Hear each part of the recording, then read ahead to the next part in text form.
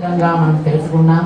అలానే పద్మావతి అమ్మవారి యొక్క గోత్రాన్ని, గోదాదేవి అమ్మవారి యొక్క గోత్రాన్ని కూడా మనం తెలుసుకోబోతున్నాం. చతుర్వేద సాగాధ్యాయనీం సౌభాగ్య విశృంభర నిరాగార త్రయాంశయ ప్రబలాన్విత సౌభాగ్య గోత్రోద్భవే విశ్వంబర జన్మనోనత్రే పద్మాగణ శర్మణ పౌత్రే శ్రీరాన్నవర శర్మణ పుత్రే సాక్షాత్ శ్రీదేవి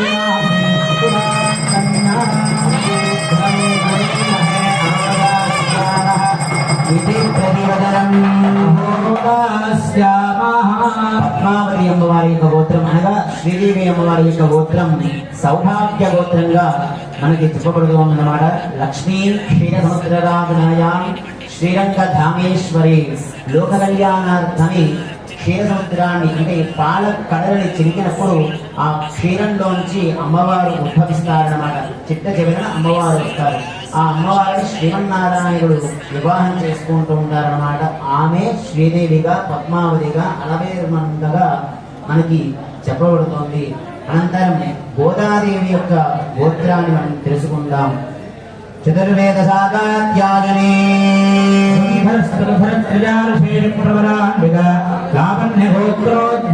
విశ్వంబర శర్మణ పౌత్రే కాశ్యవ శర్మణ సంకల్పపుత్రే స్వరూపాం ధనధాన్యప్రదాం భూదేవీనాం ఇమాం కన్యా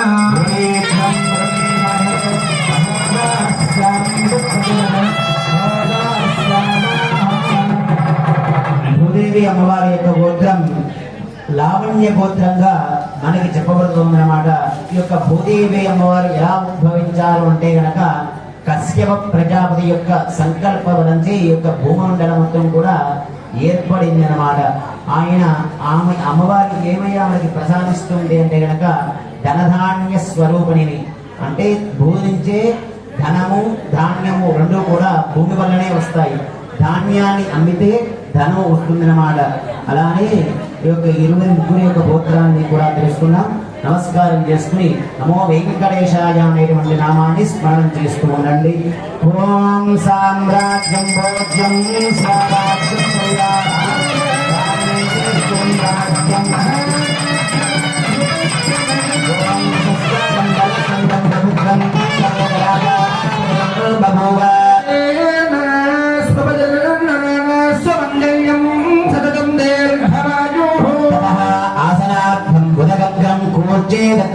లక్ష్మీ వెంకటరమణ గోవింద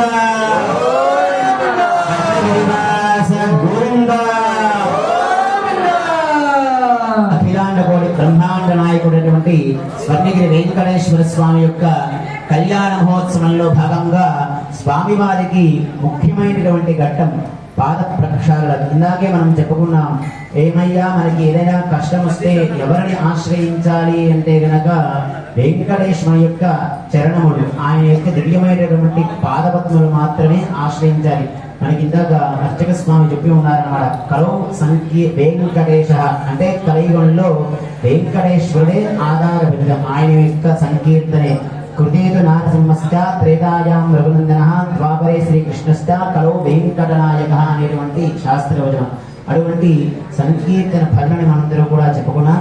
అటువంటి వెంకటేశ్వర స్వామి యొక్క దివ్య పాదపద్మలకి చక్కగా గంగా నదిని ఆవాహన చేసి మొత్తం అడుగులంతా భూమిని ఆకాశాన్ని బ్రహ్మ కడిగిన పాదము అనేటువంటి కీర్తనతోటి వింటూ చక్కగా మనసు యుద్ధము వెంకటేశాయ అనేటువంటి నామాన్ని స్మరణం చేస్తూ సకల దుఃఖములు కూడా చక్కగా దుఃఖాలన్నీ హరించవేసి సుఖములు ప్రాప్తించేట్టుగా ఆ స్వామి వారి యొక్క దివ్యమైనటువంటి పాదాలని కడుగుతూ ఉన్నది. నమో వెంకటేశాయ.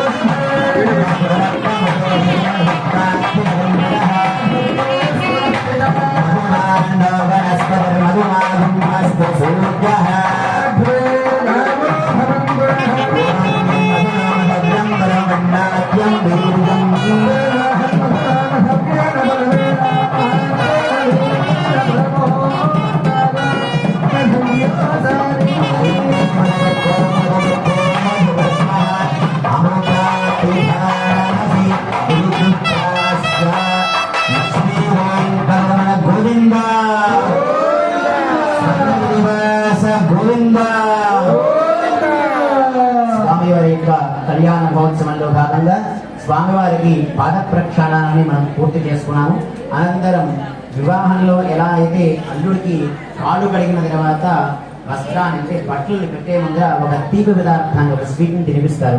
అలానే మనము కూడా మధుపర్కము అనేటువంటి దాన్ని స్వామివారికి నైవేద్యముగా సమర్పణ చేస్తాం. మధుపర్కము అంటే మధు పెరుగు ఈ రెండు మిశ్రమైనటువంటి పదార్థాన్ని స్వామివారికి తినిపించాము.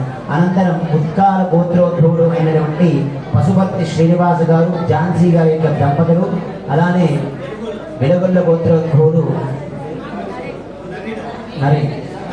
నరేంద్ర అనేటువంటి దంపతులుగా వివాహిక అనేటువంటి దంపతులు ఇరువురు కలిసి స్వామివారికి మధువర్క పట్టు పీతాంబస్త్రము సమర్పణిస్తున్నారు. నమస్కారం చేసుకోండి. లక్ష్మీ రమణ గోవింద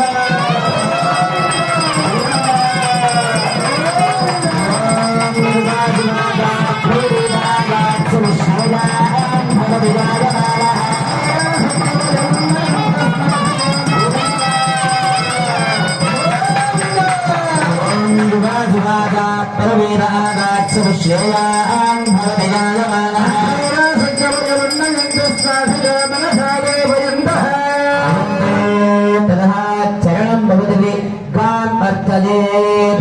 ఓం చరణం పవిత్రం విదం పురాణం ఏన పోతస్తరతిష్కృతాని ఏన పవిత్రేణ శుద్ధేన బోధాతి పాప్మనమలాదిందరేవ మాతా రుద్రాదింకాం సృజేత్ ఓం మాతా రుద్రాణాం దహితావసూనాగం స్వసాదిత్యాన్నాం అమృతస్య నాభిః ఓజం జగదశేషనాయ మాగామనాగామతింవదిష్టాగతోదకం తృణాన్యత్తో ఓం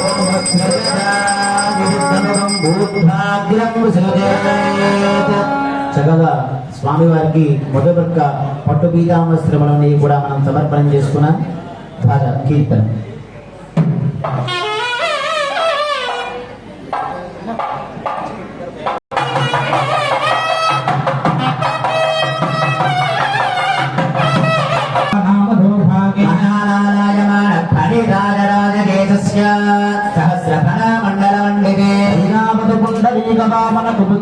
పుష్పదంత సార్వభౌమ సుప్రతీకాక్ష అష్టదిగ్గండి సుందరందోత్తంభృతే లోకాలోకాచలమలయుతే లోకాలోక పర్వతే రాభృతే మాహేంద్రమలయ బాహుదా భీమరథి శుద్ధభద్రా రేణుకామలాపహారిణి కావేరీ ధృతమాలాత్రాం ప్రపంచీ విశోకా కౌశకీ గండకీ చిత్రకా వరిష్ఠ ప్రవరా కాశ్యపీ సరయూ సర్వపాపః కుశావతీ ఫల్గుణనదీ పవిత్రదే మధురామాల కాశీకాంతే మంత్రికా భువి ద్వారపటి ప్రకృతి పుణ్యవత్తనే ప్రగామితే ఇంద్రగదేవతాం భరగవస్త నవవరదే దిష్టరే గండవ సహస్రజోజనైర్విస్తారితే భారత కింపురుష ఇలావరకులు భద్రాస్మక రమణగమంధహరణ కేతవాల నామక నవకండన మండితే అంతకవింధ్యాజంపక బదలికాన భుజగహదేవ దారుకాద్యరణ్యాడుతే మహాసరోరుహాకారే జాహృద్గోటి విస్తీర్ణ భూమండలే ప్రయోజన విస్తీర్ణ జంబూద్వీపే ఋషధైవ మోదై మాజలానా హరివర శింపరుషమధయోశ్చ భరతవర్షే ప్రజాపతి క్షేత్రే అయోధ్యా క్షేత్రైః దాడితే శ్రీమన్ नारायणस्य नाभिसरोजे विराजमानस्य निष्पत्तिहेतो परब्रह्मणालीतस्य भृगुवनस्य पुनः प्रत्यङ्गेरो मरीक्षत्रदक्षप्रतिष्ठाख्याः नवब्रह्मणः तेषां मध्ये कारणब्रह्मणः परमाजुर्वर्षशतं तदभ्येयाते वर्षे प्रथममासे पक्षे द्वितीयेयामे वीरे मुहूर्ते त्रयोदशेकादिक्रान्तद्विचत्वारं शतविकलिकाः पार्थ्यवकल्पपूर्वकल्प ब्रह्मकल्प वराहकल्प सावित्रीकल्पानां मध्ये श्वेतबालाः कल्पे स्वायं भवस्वारोचः उत्तमदामतदैवदजाक्षुतवैव स्मरदामर्ति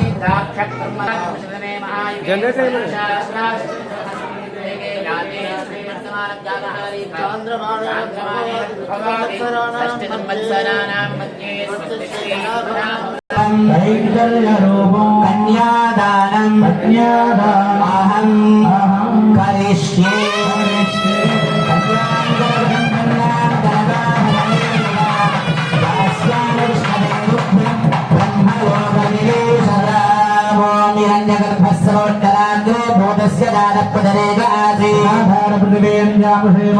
तस्मै देवाय हनुषा